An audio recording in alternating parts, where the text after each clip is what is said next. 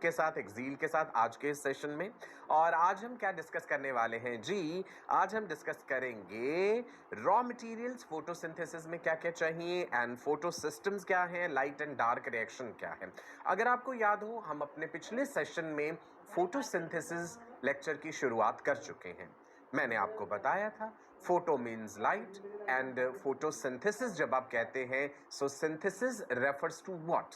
किसी चीज का प्रोडक्शन, निर्माण होना। तो सूर्य की रोशनी, कार्बन डाइऑक्साइड और पानी का इस्तेमाल करते हुए ग्रीन प्लांट्स, इवन और भी ऑर्गेनिजम्स, हमने कहा था प्रोटिस्ट एंड एल्गे आल्सो, अपने भोजन का निर्माण करते हैं। ग्लूकोज बनता है जी ग्रीन प्लांट्स में, और फिर वो डिपेंड करता है कि ग्लूकोज आगे सुक्रोज में कन्वर्ट हुआ, फ्रक्टोज के साथ मिलकर के प्लांट के अलग अलग पार्ट्स में ट्रांसपोर्ट हुआ। और स्टोर्ड फॉर्म ऑफ ग्लूकोज क्या था? याद कीजिए, मैंने बताया था प्लांट्स अपना भोजन किस फॉर्म में स्टोर करते हैं, कौन सा कार्बोहाइड्रेट है which is the reserve food material in case of plant cells? बताइए। Yes, you got it right, it is starch, right. And starch gives blue black colour with iodine, ये बात भी हमने जानी थी। एनिमल सेल्स में जो रिजर्व फूड मटेरियल है वो ग्लाइकोजन होता है। Every growing tissue of the body can store some amount of glycogen. Liver cells, muscle cells, kidney, placenta can store large amount of glycogen. Okay, हमने इतिहास जाना था कि फोटोसिंथेसिस को लेकर के अलग अलग वैज्ञानिकों ने अलग अलग समय पे अपना अपना कंट्रीब्यूशन दिया। याद कीजिए, वैन हेलमोंट ने जो विलो ट्री एक्सपेरिमेंट किया था, बिकॉज लोगों का मानना था उस समय कि प्लांट्स ईट सॉइल, भोजन जो है उन्हें अपना मिट्टी से मिल रहा है, वो मिट्टी खा जाते हैं पौधे। तो उन्होंने कहा नहीं भाई, ऐसा नहीं है, वो पानी पे जिंदा रहते हैं। Plants require only water for their growth and development, ये वैन हेलमोंट ने कहा था। बाद में हमें पता चली कि नहीं भाई, ये बात भी गलत है, केवल पानी से काम नहीं चलेगा, और भी चीजें चाहिए, जिसमें हमने अलग अलग वैज्ञानिकों का कंट्रीब्यूशन देखा था। कैसे सनलाइट का रोल हमें पता चला, कार्बन डाइऑक्साइड का रोल हमें पता चला, है ना। क्लोरोफिल, वो ग्रीन कलर्ड पिगमेंट जो है, उसका पता कैसे चला। मॉल्स हाफ लीफ एक्सपेरिमेंट का जिक्र भी हमने किया था। सो वो सारी इतिहास वाली बातें हम कवर कर चुके हैं। आज भी कुछ एक दो और बातें डिस्कस करेंगे इसी चीज को लेकर के, और फिर हम आगे बढ़ जाएंगे फोटोसिंथेसिस की और डिटेल्स की तरफ। कॉपी पेन पास रखिएगा, रनिंग नोट्स बनाएंगे, बहुत काम आएंगे वो आपके, एंड आई एम श्योर काम आ भी रहे होंगे। चलिए जी, याद कीजिए, पिछली कक्षा में एक वैज्ञानिक का जिक्र किया था मैंने, that was Cornelius van Niel. Cornelius van Niel ने एक्सपेरिमेंट्स किए, क्या जानने के लिए? देखते हैं जी, इन्होंने अपने एक्सपेरिमेंट्स के जरिए हमें क्या बताया था। वैज्ञानिक का नाम याद रखेंगे, कॉर्नेलियस वैन नील। क्या है जी इनका कंट्रीब्यूशन? देखते हैं।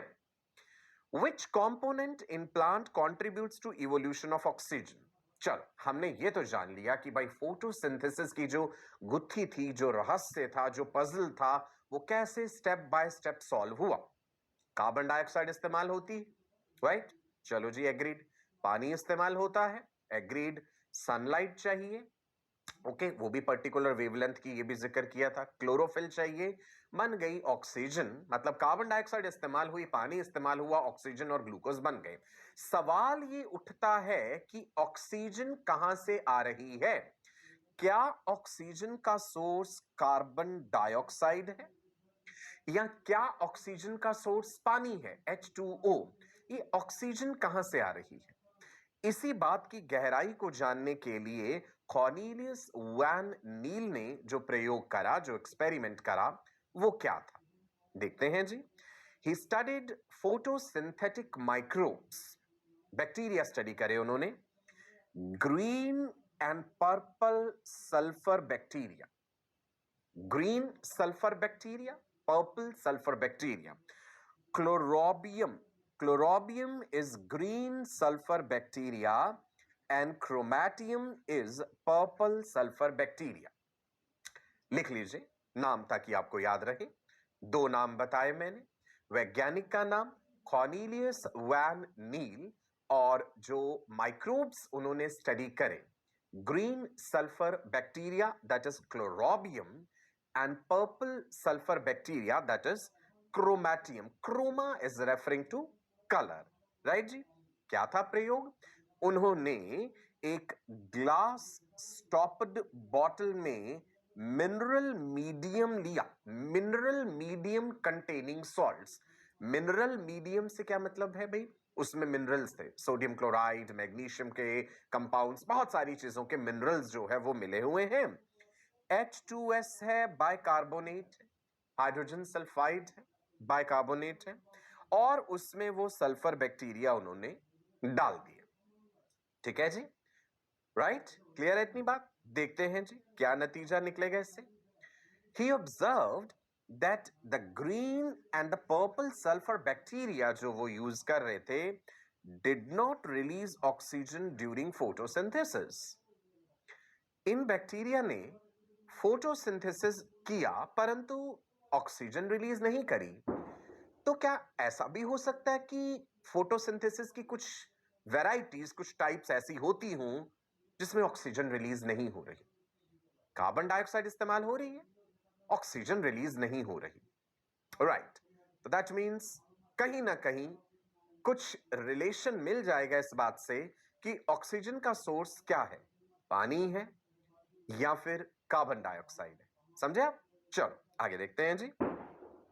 नाउ बैक्टीरिया जो ग्रो करे गए, यानी green sulphur bacteria and the purple sulphur bacteria, जो मिनरल मीडियम में जहां पे H2S बाइकार्बोनेट मिनरल सॉल्ट्स थे, उन्होंने फोटोसिंथेसिस के समय ऑक्सीजन को रिलीज नहीं करा।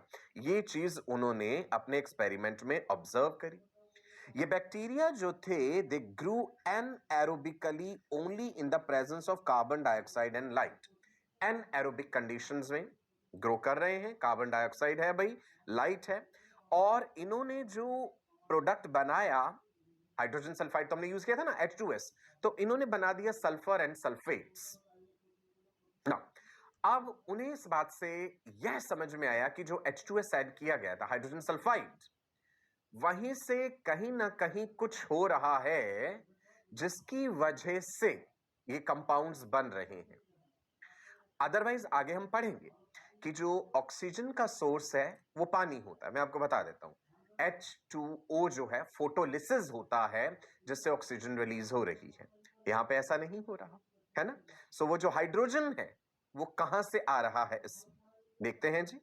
कंक्लूजन क्या निकाला उन्होंने अपने इस प्रयोग का? Oxidation of water results in liberation of oxygen.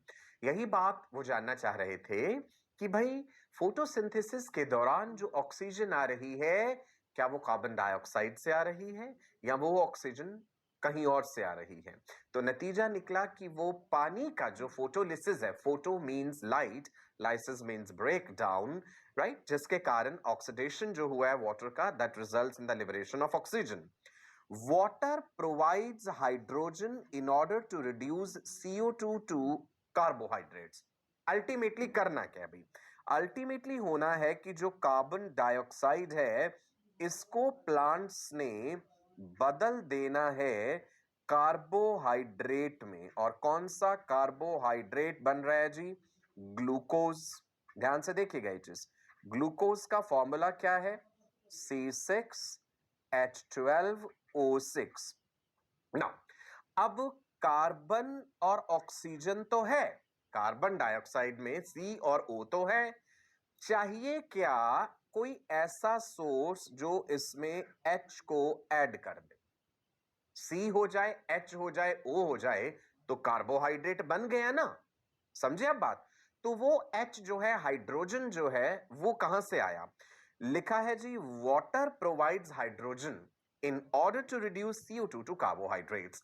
पानी है, पानी जब टूटेगा, हाइड्रोजन ऑक्सीजन जब अलग हो जाएंगे, तो वो ऑक्सीजन जो है वो कहां से आया है? H2O से आया है। ध्यान रहेगा ji. Oxygen evolved from green plants. Oxygen which is released by the green plants comes from water and not CO2. ध्यान रखना अब ये बात, ठीक है? फोटोसिंथेसिस देखने में जितनी सिंपल लगती हैं चीजें, जब बहुत टेक्निकल डिटेल्स में जाएं तब हमें बहुत सारी नई बातों का पता चलता है। So carbon dioxide plus water in presence of sunlight and chlorophyll gives you glucose and oxygen. Now the question is, ये ऑक्सीजन कार्बन डाइऑक्साइड से नहीं आई, ऑक्सीजन कार्बन डाइऑक्साइड से नहीं आई, ये कहां से आई है? पानी से आई है। रिएक्शन देखिए ध्यान से, इत्मीनान से, समझ आएगा। ये मैंने लिख दिया 2H2A। अब आप कहेंगे ए क्या हो गया यहां पे? ए अभी बताता हूं ए क्या है। अगर मैं H2O लिख दूं तो ए इज रेफरिंग टू O। अगर मैं ए की जगह S कर दूं, ध्यान से देखो, ये बताया गया कि ए क्या है? ए सल्फर भी हो सकता है, ए भी ऑक्सीजन भी हो सकता है। ए कैन बी सल्फर। अगर सल्फर हुआ तो H2A क्या बन गया? H2S। अगर ए जो है उसको मैं O बता दूं, that oxygen depending upon the organism की आप किसकी बात कर रहे हैं, क्या आप जो एक्सपेरिमेंट में अभी हमने बैक्टीरिया का जिक्र किया उनकी बात कर रहे हैं, तो फिर ये H2S हो जाएगा। अगर आप बात कर रहे हैं ग्रीन प्लांट्स की तो H2O हो जाएगा। तो एक जनरलाइज्ड रिएक्शन है। 2H2A plus carbon dioxide gives 2A, ठीक है ji, plus CH2O plus H2O। Simplified way में ये बताएगा। तो अल्टीमेटली हुआ क्या है जी, देखिए, जो H2A था इसको तोड़ दिया हमने, H2 अलग कर दिया, A अलग कर दिया। तो A तो ये रहा आपका, और ये H चला गया C और O के बीच में, कार्बन एंड ऑक्सीजन के बीच में, कार्बोहाइड्रेट बनाने के लिए, राइट। और फिर से हमें H2O मिला, क्योंकि हम दो लेके चल रहे थे, 2H2O लेकर के चल रहे हैं ना, उसके हिसाब से आपको एक बैलेंस्ड वे में चीज दिखाई गई है। क्लियर हो गई जी ये बात, राइट। सो सादी भाषा में बस आपको जो ध्यान रखना है, जितनी बात मैंने अभी तक बताई, कि फोटोसिंथेसिस के दौरान ऑक्सीजन का सोर्स कार्बन डाइऑक्साइड नहीं है, पानी है, H2O, that is photolysis of water. Now, जो कॉर्नेलियस वैन नील ने ये प्रयोग करा था, इसको और ज्यादा सपोर्ट देने के लिए कुछ और एक्सपेरिमेंट्स किए गए कुछ वैज्ञानिकों के द्वारा, राइट। किन्होंने वो एक्सपेरिमेंट किए, देखते हैं जी। Rubin and Camon's experiment we are going to study. So if you are making the notes side by side, please write down कि वॉन नील के एक्सपेरिमेंट को और बेहतर सपोर्ट देने के लिए रूबिन एंड कैमन ने कुछ प्रयोग करे। Samuel Ruben and Martin Kamen. Samuel Ruben, लिख लीजिए, Samuel Ruben and Martin Kamen. इन्होंने क्या इस्तेमाल करा जी? आइसोटोप्स। आपको याद है जूनियर क्लासेस में भी आपने पढ़े होंगे आइसोटोप्स क्या होते हैं। देखते हैं जी आइसोटोप्स क्या है ना। Elements having same number of protons. Atom का स्ट्रक्चर पता है जी, न्यूक्लियस पता है, प्रोटॉन, न्यूट्रॉन, इलेक्ट्रॉन चारों तरफ घूम रहे हैं। सो एलिमेंट्स, ऐसे elements which have same number of protons but they have different number of neutrons. जहां पे प्रोटॉन्स का नंबर तो सेम है परंतु न्यूट्रॉन्स का नंबर अलग हो जाता है, वह आइसोटोप कहलाते हैं। सो रूबिन एंड कैमन ने इसी प्रॉपर्टी को, आइसोटोप्स की इसी प्रॉपर्टी को, इसी विशेषता को एक्सप्लॉइट करा या इस्तेमाल करा, और उन्होंने कहा कि भाई अगर हम कुछ ऐसा कर दें कि जो H2O है उसमें जो ऑक्सीजन है अलग आइसोटोप डाल दें, 16 की जगह 18 कर दें, अभी मैं बताऊंगा, और जो ऑक्सीजन इवॉल्व हो रही है अगर वो वही आइसोटोप हुआ जो हमने ऐड करा था, तो इससे ये साबित हो जाएगा कि H2O से ऑक्सीजन आई है, CO2 से नहीं आई है। ठीक है जी। So the oxygen released during photosynthesis comes from water and not CO2। ये रहा जी एक हाइपोथेसिस, एक स्टेटमेंट जिसे साबित करने के लिए एक प्रयोग करना पड़ेगा, और वह प्रयोग क्या है देखिए जी। एक्सपेरिमेंट 1, एक्सपेरिमेंट 2 स्क्रीन पे देख पा रहे हैं, दोनों तरफ आपको प्लांट दिख रहे हैं, पानी दिया जा रहा है जी दोनों को। अब आप यहां पे देखिए हैवी आइसोटोप इस्तेमाल किया गया, H2O तो है लेकिन ऑक्सीजन में ध्यान दीजिए आपको कुछ विशेषता नजर आ रही है, 18 नजर आ रहा है, राइट। और यहां पे ध्यान दीजिए नॉर्मल H2O, ऑक्सीजन में ध्यान दीजिए 16। क्लियर। सो एक एक्सपेरिमेंट में हमने देखा कि हेवी आइसोटोप डाला गया है ऑक्सीजन का, दूसरे में नॉर्मल आइसोटोप ऑक्सीजन का, किस फॉर्म में? पानी की फॉर्म में, H2O जो है। ठीक है, चलो आगे देखते हैं जी ना। एक्सपेरिमेंट 1 में हमें आइसोटोप जो है ऑक्सीजन 18 मिला, हैवी आइसोटोप ऑक्सीजन रिलीज हुई। इस प्लांट ने फोटोसिंथेसिस किया, पानी इस्तेमाल करा, पानी का फोटोलिसिस हुआ, हाइड्रोजन ऑक्सीजन सेपरेट हुए, ऑक्सीजन जो रिलीज करी ये प्लांट ने वो हैवी वाली करी है, जिससे ये साबित हो गया कि पानी में तो हैवी ऑक्सीजन डाली थी, राइट। कार्बन डाइऑक्साइड में अगर आप हैवी ऑक्सीजन दे रहे हैं सो वहां पे हैवी ऑक्सीजन रिलीज नहीं होगा, ठीक है जी। सो नॉर्मल O2 रिलीज करा दूसरे वाले एक्सपेरिमेंट में, जहां पे कि हमने पानी में नॉर्मल ही डाली थी और कार्बन डाइऑक्साइड का ऑक्सीजन अगर हमने हैवी कर दिया है तो। Is it clear to you? Right, चलो आगे देखते हैं जी, नतीजा क्या निकला। Oxygen arises by splitting of water and not carbon dioxide, because पानी वाला जो ऑक्सीजन था वो हैवी आइसोटोप डाला गया था, जब वो टूटा और फिर वो ऑक्सीजन रिलीज हुई है। पूरी प्रक्रिया हमने आगे पढ़नी है, कैसे स्टेप बाय स्टेप ये फोटोसिंथेसिस हो रहा है। अभी तो हम मेन ऊपरी बातें कर रहे हैं, अभी हम सुपरफिशियल लेवल पे हैं, अभी बहुत डिटेल में नहीं गए हैं इसकी। चलिए जी, यहाँ पे देख लीजिए जी, आपके सामने रिएक्शन भी दिया हुआ है, राइट। चलिए, तो एक बात हमें श्योर हो गई that oxygen which is release during photosynthesis comes from the photolysis of water. बीच में मैंने एक बात बोली थी कि क्या कोई ऐसा भी फोटोसिंथेसिस हो सकता है जिसमें कि ऑक्सीजन का इस्तेमाल, जहां पे कि ऑक्सीजन रिलीज नहीं हो रही है ना, क्या ऐसा फोटोसिंथेसिस हो सकता है?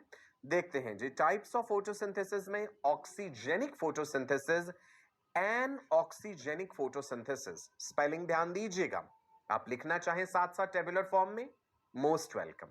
Oxygenic photosynthesis, anoxygenic, spelling में ध्यान दीजिए, ऑक्सीजेनिक में ऑक्सीजन है, एनऑक्सीजेनिक में नहीं है। So oxygen is generated during photosynthesis, जब ऑक्सीजन रिलीज हो रही है प्रकाश संश्लेषण की इस प्रक्रिया में, फोटोसिंथेसिस में, तो वो कहलाएगा ऑक्सीजेनिक फोटोसिंथेसिस। जब ऑक्सीजन रिलीज नहीं हो रही, oxygen is not generated during photosynthesis, तो हम कहेंगे एनऑक्सीजेनिक फोटोसिंथेसिस। दोनों की एग्जांपल्स ऑक्सीजेनिक फोटोसिंथेसिस में जैसे कि green plants, photosynthetic protists, cyanobacteria. Anoxygenic जो हमने अभी नील्स एक्सपेरिमेंट में भी देखा था, green and purple sulphur bacteria जो H2S इस्तेमाल कर रहे हैं, hydrogen sulphide as source of hydrogen, ठीक है। ऑक्सीजेनिक, एनऑक्सीजेनिक, क्लियर हो गया? दो टर्म्स फोटोसिंथेसिस। हर बार फोटोसिंथेसिस में ऑक्सीजन रिलीज हो जरूरी नहीं होता, ऐसे भी ऑर्गेनिजम्स हैं जो फोटोसिंथेसिस कर रहे हैं परंतु ऑक्सीजन नहीं दे रहे, सिंपल। चलो आगे देखते हैं जी, नतीजा क्या निकला है कि जो फोटोसिंथेसिस है इसका कंप्लीट पजल अब हमने सॉल्व कर दिया। It is a physio chemical process, physico chemical कह लीजिए चाहे, मतलब क्या हुआ, टर्म्स देखिए, केमिकल रिएक्शन तो है ही है, इसके फिजिकल कंपोनेंट्स भी हैं, सनलाइट हो गया जैसे वो फिजिकल कंपोनेंट है, तो रिएक्टेंट्स क्या हैं जी इसमें, कार्बन डाइऑक्साइड एंड वाटर, ये हो गए chemical components. Carbon dioxide and water are the reactants, chemical component. The physical component in the reaction is sunlight, सूर्य की रोशनी, पर्टिकुलर वेवलेंथ की, पिछली बार हमने जिक्र किया था, एक खास तरह का वेवलेंथ ऑफ लाइट चाहिए होता है, और डिटेल में डिस्कस करेंगे आज सनलाइट को भी, क्लोरोफिल को भी। क्लोरोफिल चाहिए, क्लोरोफिल के भी अलग अलग प्रकार हैं, chlorophyll A, B, C, D, even chlorophyll ई, ठीक है। और भी पिगमेंट्स होती हैं, वो जिक्र करेंगे आज। प्रोडक्ट्स बनते हैं जी कार्बोहाइड्रेट, ग्लूकोज और उसके अलावा ऑक्सीजन, तो ये भी केमिकल कंपोनेंट है। सो केमिकल कंपोनेंट, फिजिकल कंपोनेंट, तो कुल मिलाकर के फिजिको केमिकल प्रोसेस हम इसे कह देते हैं, फोटोसिंथेसिस को, राइट। चलो आगे बढ़ते हैं, आई होप ये रिएक्शन भी आपने नोट कर लिया होगा साथ के साथ। बढ़ सकते हैं जी, इजाजत है? चलो, सो अभी तक हमने गुत्थी सुलझा ली कि इंग्रेडिएंट्स ऑफ फोटोसिंथेसिस सादी भाषा में बार बार रिपीट हो रहे हैं, कार्बन डाइऑक्साइड चाहिए, पानी चाहिए, सनलाइट चाहिए, पिगमेंट्स चाहिए। सनलाइट कौन से वेवलेंथ का चाहिए वो भी देखेंगे आज हम। हमने देखा था कि भाई ब्लू वाली और रेड वाली जो लाइट है वहां पे मैक्सिमम जो है हमें रिजल्ट मिल रहा है। एक्शन स्पेक्ट्रम, एब्जॉर्प्शन स्पेक्ट्रम आज मैं डिस्कस करूंगा आपके साथ, पिगमेंट्स भी बताऊंगा, एक्सेसरी पिगमेंट्स भी हैं और मेन पिगमेंट भी है। मेन पिगमेंट क्लोरोफिल ए है, एक्सेसरी पिगमेंट्स जो हैं लाइट हार्वेस्टिंग कॉम्प्लेक्स कह देते हैं उसे, we will discuss that also, xanthophylls, carotenes, chlorophyll B, so we'll discuss those pigments also in detail। तो ingredients क्या हैं जी मोटे तौर पे, main carbon dioxide, water, sunlight, pigments. चलिए जी, पहले देखते हैं carbon dioxide. Right. So plants ने कार्बन डाइऑक्साइड इस्तेमाल करी और नतीजे में हमें क्या दे दिया? देखिए जी, नतीजे में हमें मिल गई ऑक्सीजन। कितना खूबसूरत रिलेशनशिप है एनिमल्स में और प्लांट्स में। हवा में से जिस चीज को, कार्बन डाइऑक्साइड को वो इस्तेमाल करके ऑक्सीजन कार्बन डाइऑक्साइड को इस्तेमाल करके ऑक्सीजन हमें दे रहे हैं, वही ऑक्सीजन हमारा जीवन है। हमने ऑक्सीजन यूज करी, एनिमल्स ने ब्रीथ करा, ऑक्सीजन यूज करी, कार्बन डाइऑक्साइड रिलीज करी, प्लांट्स ने कार्बन डाइऑक्साइड जो है वो ले ली, ऑक्सीजन दे दी। तो एक ब्यूटीफुल सा रिलेशनशिप बना हुआ है ये, राइट, प्रकृति में। आगे देखते हैं जी, पानी का जिक्र किया था हमने, वाटर, फोटोलिसिस ऑफ वाटर होता है तो रिलीज होती है ऑक्सीजन।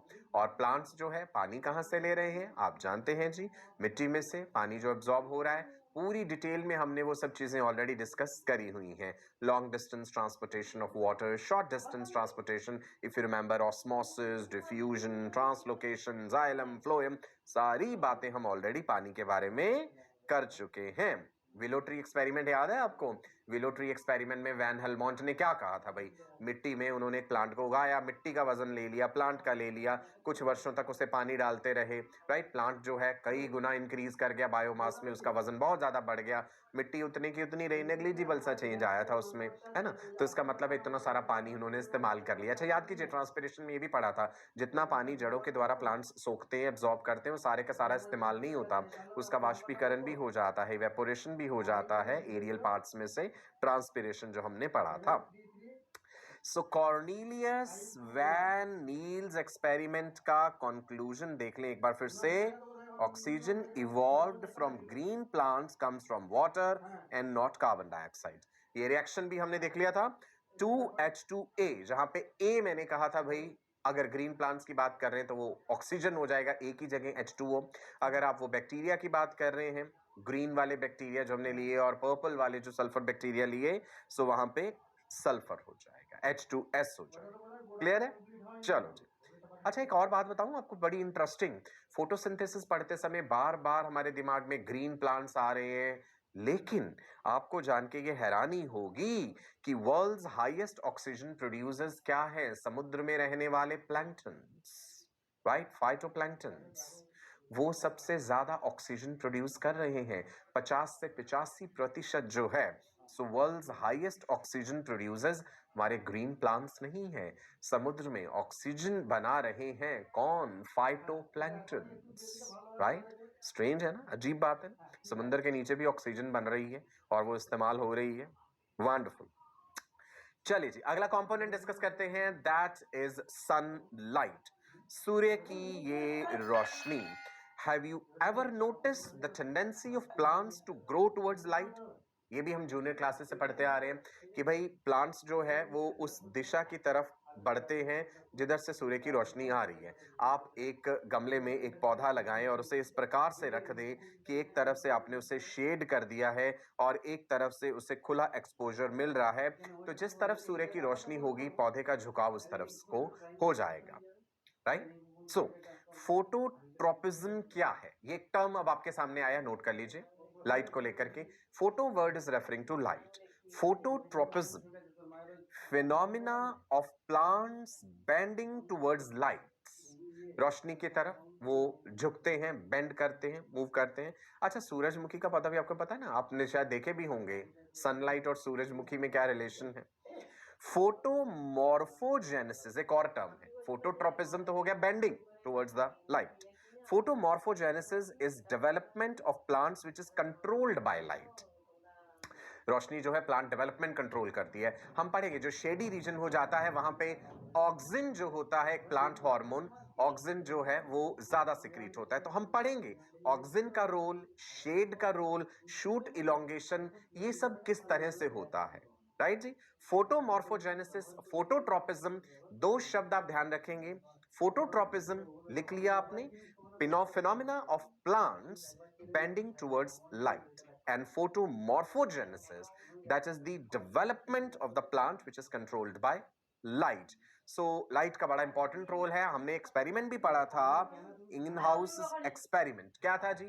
अब तो हमें सिंपल बात लग रही है कि कांच के बड़े से वेसल में आप एक्वेटिक प्लांट रख दीजिए, सनलाइट में रखेंगे तो गैस रिलीज कर रहे हैं ऑक्सीजन, अगर डार्क में रखा है अंधेरे में तो रिलीज नहीं हो रहा है ना। यही किया था उन्होंने, एयर बबल्स उनको मिले थे।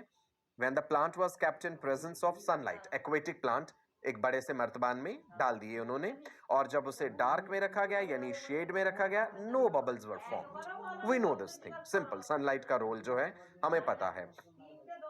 सो नतीजा निकला, sunlight is essential for photosynthesis. अगर सनलाइट कम होगी फोटोसिंथेसिस स्लो होगा। ठीक है, सिंपल बात।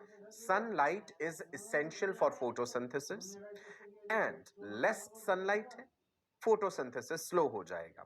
अब इस लाइट का भी हम और डिटेल देखेंगे कि कौन कौन सी वेवलेंथ में बेस्ट हमें रिजल्ट मिल रहा है।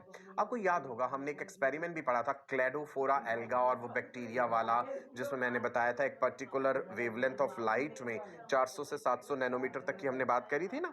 विब गायोर भी बताया था, violet, indigo, blue, green, yellow, orange, red. So particular wavelengths में हमें बेस्ट रिजल्ट मिलता है, वो भी आज डिस्कस करेंगे। Action spectrum, absorption spectrum. चलो एक बार पिगमेंट्स के बारे में बता देता हूं, ठीक है जी। आप देखते हैं प्लांट्स के जो लीव्स हैं भाई, मैक्सिमम तो ग्रीन ही दिखते हैं हमें। पत्ता जब भी दिमाग में आता है तो हरा रंग दिमाग में आता है। हाँ, कई प्लांट्स ऐसे भी होते हैं जिनमें ग्रीन के अलावा और कलर्स भी आपको पत्तों में देखने को मिल जाते हैं। सो ये ग्रीन ग्रीन ग्रीन ही किस कारण से है ना। फिजिक्स में भी आपने एक बेसिक सी बात पढ़ी है कि जो व्हाइट लाइट है it consist of violet, indigo, blue, green, yellow, orange, red. किसी चीज पे आके ये लाइट जब फॉल कर रही है ना, वो पर्टिकुलर चीज, पर्टिकुलर वेवलेंथ्स ऑफ लाइट जो है उन्हें एब्जॉर्ब करके किसी एक पर्टिकुलर वेवलेंथ ऑफ लाइट को रिफ्लेक्ट कर देता है। जब वो उसे रिफ्लेक्ट कर लेता है तो वो हमारी आंखों तक पहुंचता है ना। आई के स्ट्रक्चर में भी ये बात बताऊंगा।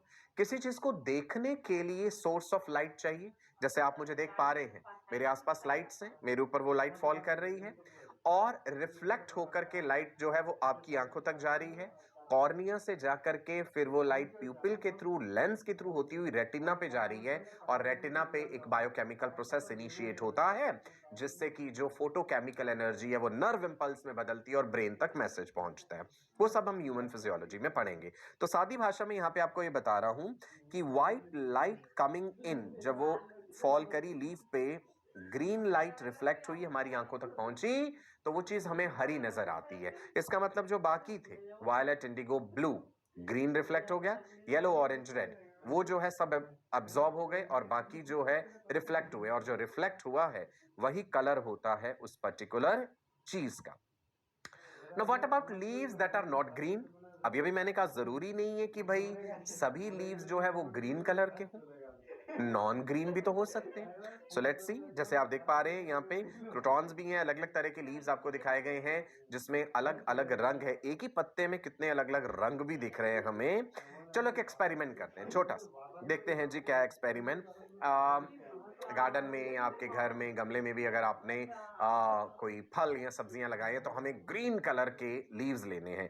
जैसे आप कैबेज के ले सकते हैं, जितने ज्यादा ग्रीन होंगे, हरे होंगे, उतना ही बढ़िया होगा। हम इनको एक मॉर्टर एंड पेसल में क्रश कर देते हैं, चटनी बना देते हैं। आपने देखा है जो हकीम होते हैं, दवाइयां पीसते हैं, उनके पास ये मॉर्टर एंड पेसल होता है, आपने केमिस्ट्री लैब में भी देखा होगा, है ना। सो हमने मॉर्टर एंड पेसल में उन ग्रीन लीव्स की अच्छे से क्रश करके एक स्लरी बना दी है, कह दीजिए भाई चटनी बना दी हमने उसकी। उसके बाद आपको एक छन्नी के थ्रू उस एक्सट्रैक्ट को फिल्टर कर लेना है। जैसे आप देखिए भाई, हमने एक फ्लास्क रखा, उसमें एक फनल लगाई, फनल में आप चीज क्लॉथ लगा दीजिए या कोई एक स्ट्रेनिंग पेपर लगा दीजिए, उसके थ्रू उस चीज को फिल्टर कर दीजिए। तो फिल्टर होकर के आपके पास से पूरा जूस जैसी चीज जो है वो फ्लास्क में आ जाएगी। अब क्या करना है जी? अब आपको करना है, आपने एक फिल्टर पेपर का स्ट्रिप लिया, फिल्टर पेपर अवेलेबल है, इवन स्पेशल क्रोमेटोग्राफिक पेपर भी होता है केमिस्ट्री लैब में। आप एक्सपेरिमेंट इवन बायोलॉजी लैब में भी ये कर सकते हैं। सो हमने क्या करा, फिल्टर पेपर लिया और उसके ऊपर एक जगह पे एक लाइन लगा दी। ये देखिए जी, हमने लाइन लगा दी है। जहां हमने वो लाइन लगाई है उसके ऊपर जो अभी अभी हमने वो चटनी बना के उसका फिल्टर करके वो जो एक्सट्रैक्ट निकाला था, we will add that leaf extract at the line centre. एक ड्रॉप, 2 ड्रॉप हमने उस पे डाल दिए जहां पे हमने वो लाइन लगाई थी। ठीक है जी। अब इस फिल्टर पेपर वाली स्ट्रिप को हमने सस्पेंड करना है एक सॉल्वेंट में। अल्कोहल पानी में मिला करके हम वो बना सकते हैं solvent. So this strip is suspended in the solvent. ठीक है, एक बीकर में आप उसमें सस्पेंड कर दिया और आप उसे ऑब्जर्व करते हैं। समय लगेगा इसमें। देखिएगा, हमने वो ग्रीन से कलर वाला एक्सट्रैक्ट का ड्रॉप यहां पे इस लाइन के पास डाला था।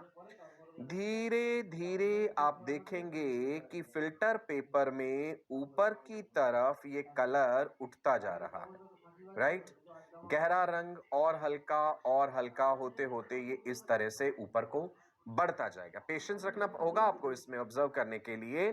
और कुछ समय बाद आप देखेंगे उस फिल्टर पेपर स्ट्रिप पे अलग अलग जगहों पे हमें अलग अलग रंग नजर आ रहे हैं।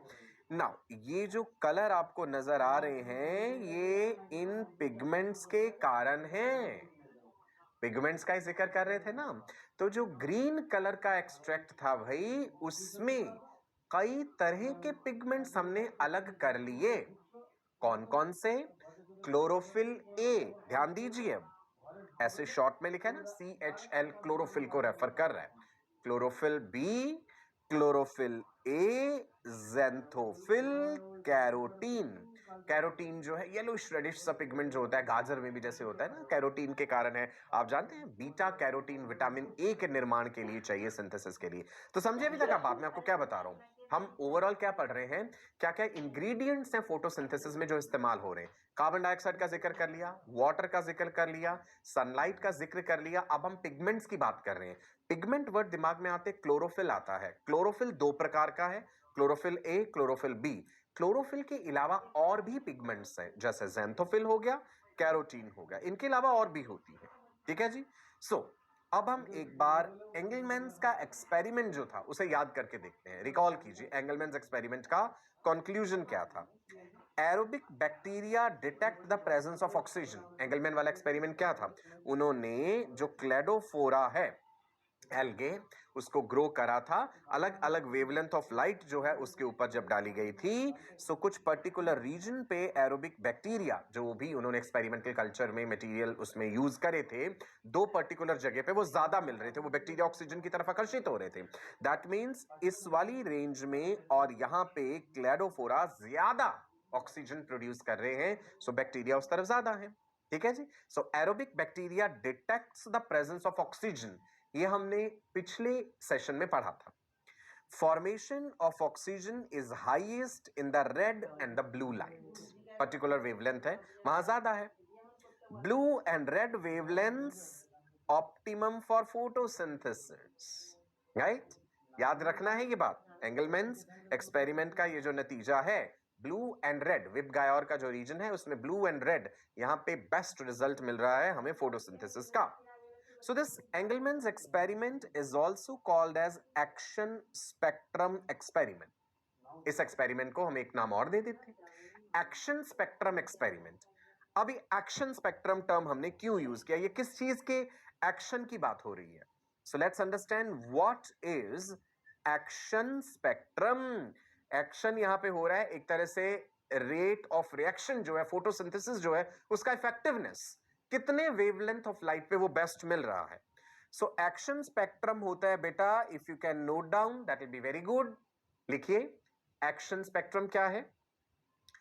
ग्राफ प्लॉटेड बिटवीन, किन चीजों के बीच में, ग्राफिकल रिप्रेजेंटेशन है।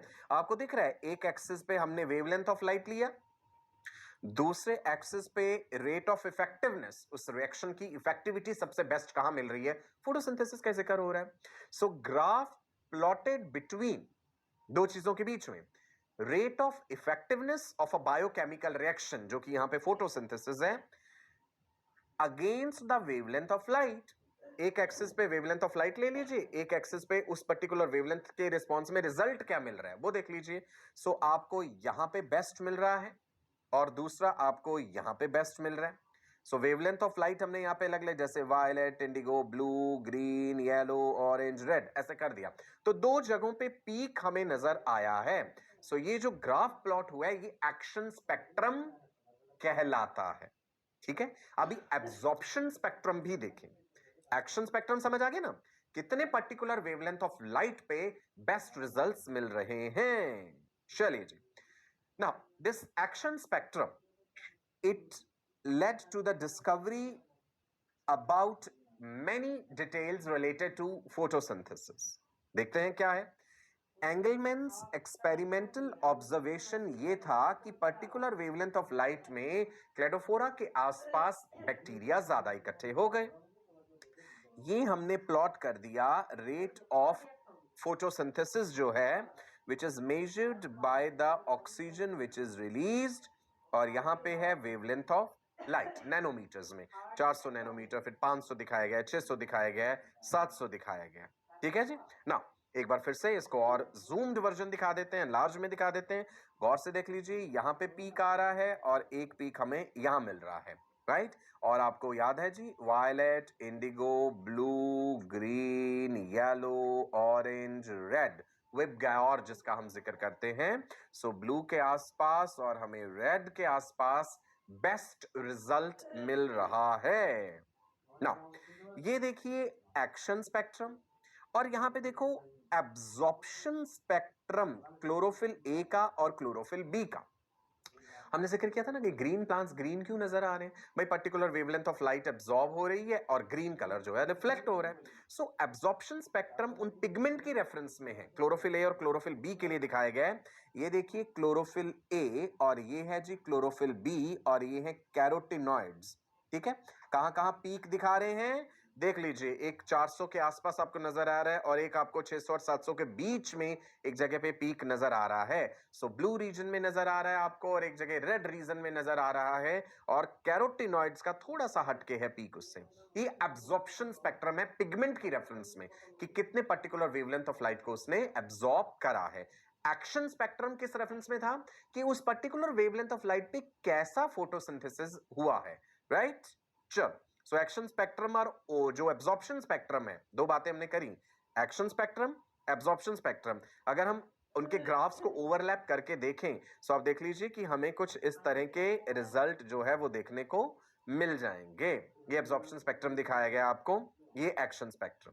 यहां पे हमने उन्हें ओवरलैप करा, एक ही ग्राफ में मतलब डाला।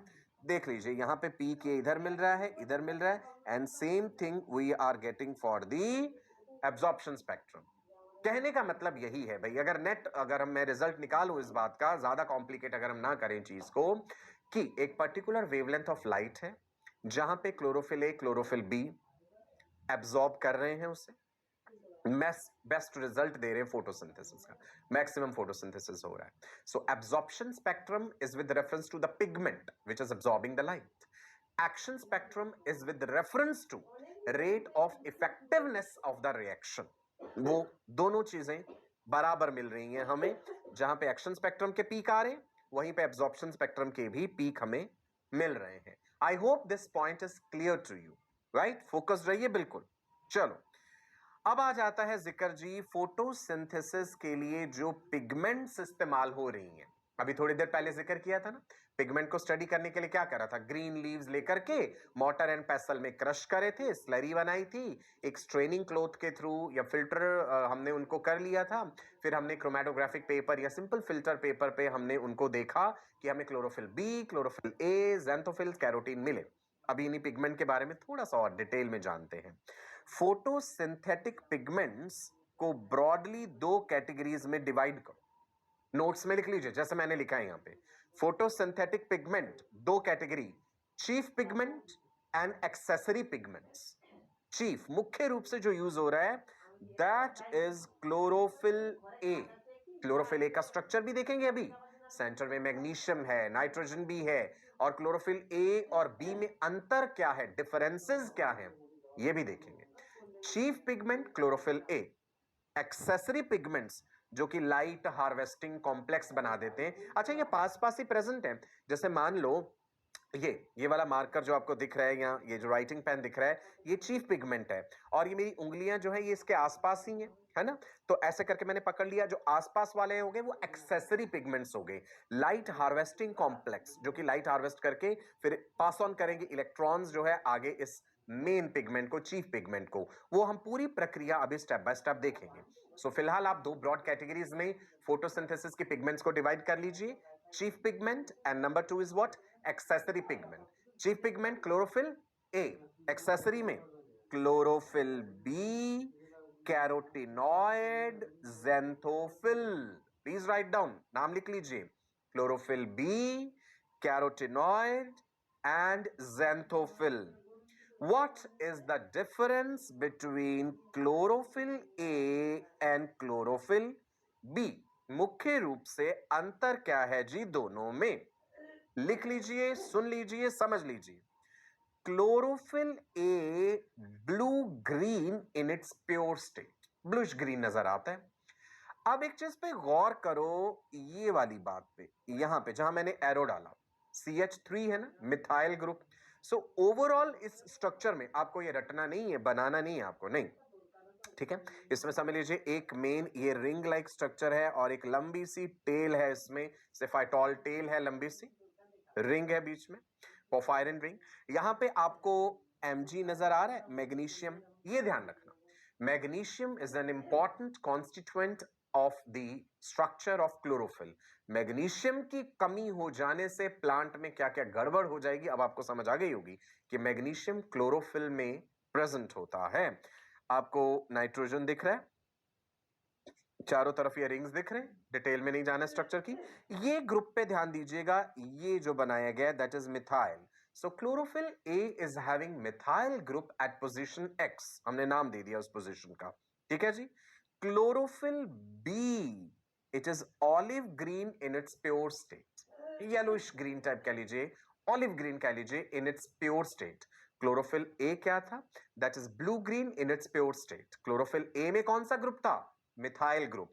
अब आप यहां पे गौर कीजिए, यहां पे एल्डिहाइड ग्रुप है, राइट, COH या C डबल बॉन्ड OH कह लीजिए, एल्डिहाइड ग्रुप है एक्सपोजिशन में। बाकी चीजें आपको सेम नजर आ रही हैं, मैग्नीशियम नजर आ रहा है, नाइट्रोजन भी नजर आ रहा है, ये मेन रिंग नजर आ रहा है, ये टेल भी नजर आ रही है। A और B के differences clear? Which is the chief pigment? Chlorophyll A. Which is the accessory pigment? Chlorophyll B, carotenoids, xanthophyll, जो कि लाइट हार्वेस्टिंग कॉम्प्लेक्स बनाते हैं। सवाल ये उठता है, ये पिगमेंट्स कहां पाए जाते हैं? ये क्लोरोफिल के जो A या B या बाकी पिगमेंट्स है, कहां है? अब हमें ध्यान देना है कि प्लांट के ग्रीन पार्ट, चलो लीफ ले लिया, ग्रीन तो आप कहेंगे स्टेम भी होता है ना, एग्रीड। हम लीफ की तरफ कंसंट्रेट करें जहां सबसे ज्यादा क्लोरोप्लास्ट है। लीफ के अंदर जो प्लांट सेल्स हैं, सेल के अंदर आप सेलुलर लेवल पे जाइए, क्लोरोप्लास्ट प्रेजेंट है। क्लोरोप्लास्ट का स्ट्रक्चर देखा था, याद है, थाइलाकॉइड होते हैं, ग्रेनम बनाते हैं, जो एक एक सिक्के की तरह एक दूसरे के ऊपर पाइल्ड अप है। सो वो थाइलाकॉइड मेम्ब्रेन के अंदर ये पिगमेंट्स प्रेजेंट हैं, जो अभी हम देखेंगे। So the pigments are found in chloroplasts. Where are these pigments found? The chief pigment and the accessory pigments जो हमने जिक्र किया, क्लोरोप्लास्ट में। अब ये क्लोरोप्लास्ट कहां है, चलो एक बार रिकैप देखते हैं। ये रहा जी लीव, लीफ का सेक्शनल व्यू लिया, एनलार्ज करा, जिसमें हमें दिखा लीफ में epidermis, upper epidermis, lower epidermis, और ये वाले मीजोफिल सेल्स। मीजोफिल सेल्स में हमने पढ़ा था पेलिसेड पेरेन्काइमा, स्पॉन्जी पेरेन्काइमा, और फिर ये वाले सेल को हमने एनलार्ज करके आपको दिखाया कि इसके अंदर आपको क्लोरोप्लास्ट नजर आ रहे हैं। क्लोरोप्लास्ट डबल मेम्ब्रेनस स्ट्रक्चर्स है। क्लोरोप्लास्ट के अंदर ये जो ऐसा लग रहा है ना, सिक्के सिक्के से रखे हुए, एक कॉइन के ऊपर दूसरा कॉइन, तीसरा कॉइन, चौथा कॉइन, ये जो बन गया पूरा स्ट्रक्चर, ये ग्रेनम कहलाता है, ठीक है जी। और ये जो एक एक इंडिविजुअल सिक्का है वो थाइलाकॉइड कहलाता है। ये बात हम पहले भी पढ़ चुके हैं, पिछले सेशन में भी, सेल बायोलॉजी में भी, राइट जी। चलिए, सो क्लोरोप्लास्ट में मीजोफिल सेल्स जो हम अभी जिक्र कर रहे हैं, मीजोफिल सेल्स के अंदर जो क्लोरोप्लास्ट है वहां पे ये पिगमेंट्स पाए जाते हैं। Let's have a recap about thylakoid. Coin-like structures containing chlorophyll. बड़े इत्मीनान से समझेंगे इस चीज को। जब सारी चीजें दिमाग में बंदा रिलेट कर पाता है ना, तो पूरी पिक्चर क्लियर हो जाती है। Plant, leaf, mesophyll cells, chloroplast, chloroplast के अंदर थाइलाकॉइड, थाइलाकॉइड की मेम्ब्रेन, मेम्ब्रेन बनी है बायलेयर ऑफ फॉस्फोलिपिड से, जिसके बीच बीच में प्रोटीन्स हैं, फोटोसिस्टम्स हैं, वो भी डिस्कस कर लेंगे। सो थाइलाकॉइड ये कॉइन लाइक स्ट्रक्चर्स जो आपको नजर आ रहे हैं, और सारे थाइलाकॉइड एक पाइलअप जब आप कर देंगे तो ग्रेना है, ग्रेना के साथ ये स्ट्रोमल लेमेले दिख रहे हैं आपको, ठीक है जी, ये रहा stroma, okay. Outer membrane, inner membrane, chloroplast का स्ट्रक्चर ऑलरेडी हम पढ़ चुके हैं भाई अच्छे से। Grana, each thylakoid is stacked one over the other to form grana। एक थाइलाकॉइड, ये दूसरा, ये तीसरा, ये चौथा, ये सब डबल मेम्ब्रेन्स हैं। तो ये सिक्कों का जो समूह बन गया, ग्रुप बन गया, ये कहलाता है ग्रेना या ग्रेनम कह लीजिए अगर सिंगल की बात कर रहे हैं हम, ठीक है। थाइलाकॉइड के पास क्वांटासोम्स हैं, एक नया टर्म हमारे सामने आया। थाइलाकॉइड के पास क्वांटासोम्स हैं। We will discuss what are these quantasomes, क्या है ये, फोटोसिस्टम्स क्या हैं। थाइलाकॉइड की मेम्ब्रेन को और एनलार्ज्ड व्यू में मैं आपको आगे दिखाता हूं। So let's have a closure look. क्या है ये क्लोजर लुक जी? अब सवाल उठेगा कि क्लोरोप्लास्ट में फोटोसिस्टम्स क्या हैं। फोटोसिंथेसिस में अब हम गहराई में पहुंच गए, फोटोसिस्टम में, ठीक है। ये आपके सामने जो डायग्राम आपको दिख रहा है, ये थाइलाकॉइड की मेम्ब्रेन को एनलार्ज कर है। आप याद करके देखिए, जब हम प्लाज्मा मेम्ब्रेन का स्ट्रक्चर पढ़ रहे थे, मैंने आपको बताया था membrane is a bilayer of phospholipids. Membrane is a bilayer of phospholipids. तो थाइलाकॉइड की मेम्ब्रेन भी फॉस्फोलिपिड से बनी है। ये देखो यहां पे बड़ी खूबसूरती से 3D वे में दिखाया गया है। मैंने उस चीज को इस तरीके से दिखा दिया। अब आप कहेंगे सर फॉस्फोलिपिड्स के अलावा और चीजें भी दिख रही हैं। ये इंटीग्रल मेम्ब्रेन प्रोटीन्स हैं, कई तरह के प्रोटीन्स होते हैं। तो ये है जी एक फोटोसिस्टम 2, ये प्रोटीन्स का एक समूह लगा लीजिए। प्रोटीन है, इसमें पिगमेंट है, इसमें और भी ऑर्गेनिक मॉलिक्यूल्स हैं। तो ये पूरी चीज जो है, जो हमने हरे रंग से दिखा दी, ये है फोटोसिस्टम। इस चीज को समझना है। प्रेजेंट कहां है? थाइलाकॉइड की मेम्ब्रेन में। ये रहा, ये थाइलाकॉइड मेम्ब्रेन। Photosystem 1, photosystem 2। कुछ और कलर्स से भी चीजें दिखाई गई हैं। आप कहेंगे सर ये एक गोला दिखाया गया है, ये एक सिलेंड्रिकल चीज है, एक ये भी है, इनके बारे में भी पढ़ेंगे, ठीक है जी। प्लास्टोक्विनोन क्या है, प्लास्टोसाइनिन क्या है, साइटोक्रोम क्या है, ये भी पढ़ेंगे हम। पूरा इलेक्ट्रॉन ट्रांसपोर्ट कैसे हो रहा है जानेंगे। फिलहाल दो मेन बातें जानिए, फोटोसिस्टम 1, फोटोसिस्टम 2। अच्छा ये भी ध्यान रखना, पहले फोटोसिस्टम 2 लिखा है यहाँ पे, बाद में फोटोसिस्टम 1 लिखा हुआ है। ये इनके रोल के हिसाब से, भाई पहला रोल फोटोसिस्टम 2 का है, बाद में फोटोसिस्टम 1 का है। अब आप कहेंगे तो उल्टा क्यों नहीं लिखा, फोटोसिस्टम 1 पहले क्यों नहीं है? ये डिस्कवरी के हिसाब से है भाई, कि पहले फोटोसिस्टम 1 डिस्कवर हुआ और हमें पता चला कि इसका रोल तो बाद में आ रहा है। फिर हमने फोटोसिस्टम 2 डिस्कवर कर लिया, जिसका रोल पहले था उस ओवरऑल प्रोसेस में, राइट जी। सो फोटोसिस्टम से मतलब क्या है? Complex of proteins, photopigments and organic molecules embedded in thylakoid membrane. मैंने बता दिया आपको बात। थाइलाकॉइड की मेम्ब्रेन बायलेयर ऑफ फॉस्फोलिपिड है। इसी फॉस्फोलिपिड बायलेयर में हमने देखा कि बीच में हमें कुछ और चीजें भी नजर आ रही हैं। जैसे मैं इसे ऐसे लेबल कर देता हूं, यहां से फिर कंटिन्यू कर देता हूं मेम्ब्रेन। तो वो जो बीच वाली चीज हमें नजर आई है, दैट इज द फोटोसिस्टम, ठीक है। Photosystem consist of what? It consist of proteins, it consist of photopigments and it consist of the organic molecules. कितने तरह के हैं? दो तरह के, फोटोसिस्टम 2, फोटोसिस्टम 1। इनके अंदर जो एक एक डॉट वॉट सब लगाया है, वो सारी चीजें बताऊंगा आपको मैं। चलो, सो फोटोसिस्टम के अंदर क्या है? फोटोसिस्टम के अंदर जो है एंटीना कॉम्प्लेक्स या light harvesting complex and reaction centre. Photosystem हो गए दो तरह के, फोटोसिस्टम 1, फोटोसिस्टम 2। अब चाहे 1 का लो या 2 का हो, फर्दर उनका स्ट्रक्चर। एक फोटोसिस्टम के स्ट्रक्चर में क्या चीजें हैं, ठीक है।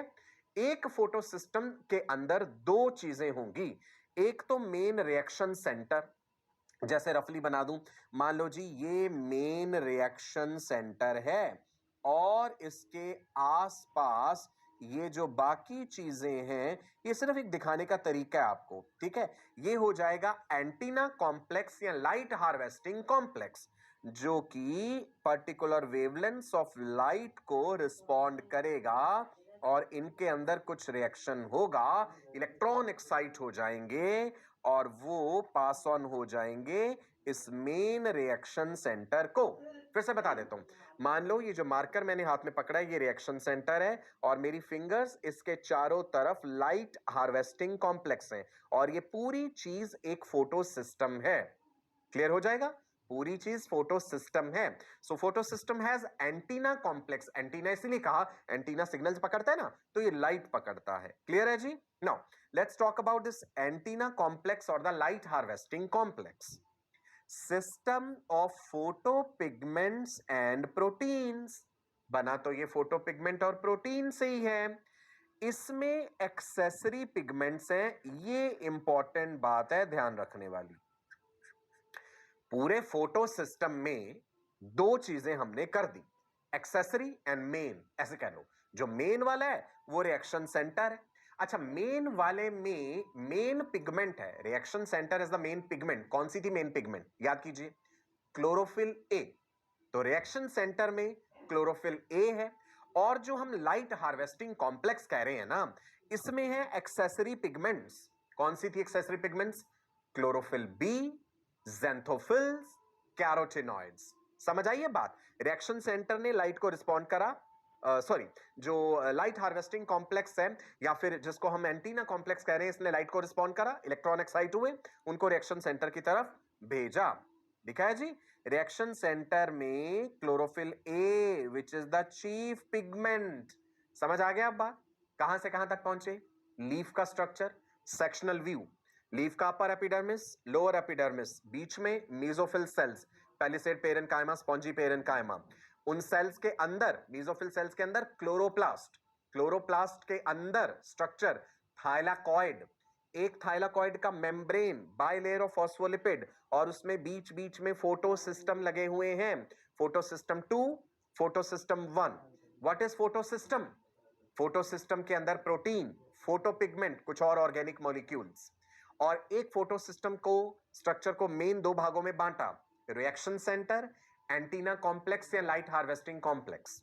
ठीक है, एंटीना वाले जो थे उसमें क्या आ जाती है, एक्सेसरी पिगमेंट, और जो मेन रिएक्शन सेंटर है वहां पे chlorophyll A. Is it clear जी, राइट। नाउ अब आप इस चीज को फिर गौर से देख लो एक बार, ये जो है माई राजा बेटा एंड रानी बेटियां, ये हो गई बायलेयर ऑफ फॉस्फोलिपिड्स, जो कि थाइलाकॉइड मेम्ब्रेन है। बाइलेयर ऑफ जो बाइलेयर ऑफ फॉस्फोलिपिड्स थाइलाकॉइड की मेम्ब्रेन है।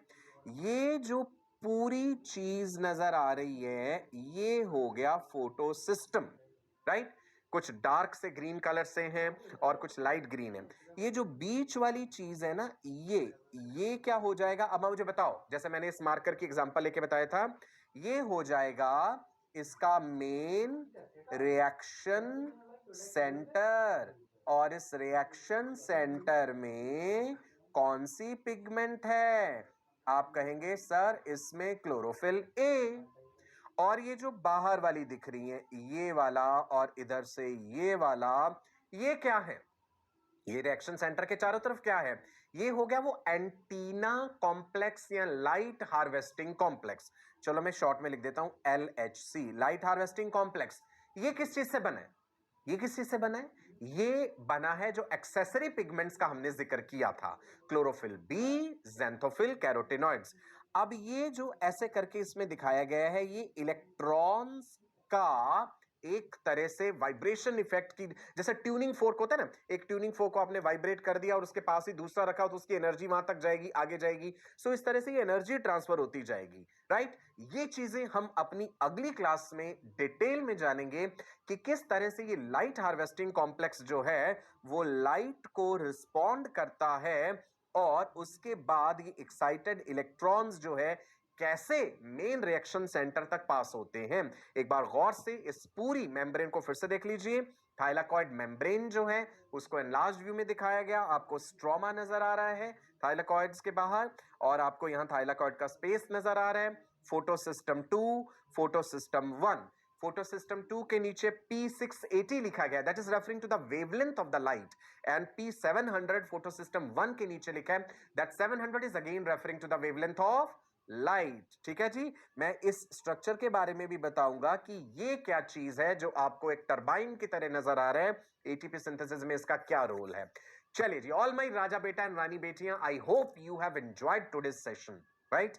ये चीजें पहली बार पता चली होंगी, मजा आया होगा, बहुत सी चीजें आपको अच्छे से समझ आ गई हैं।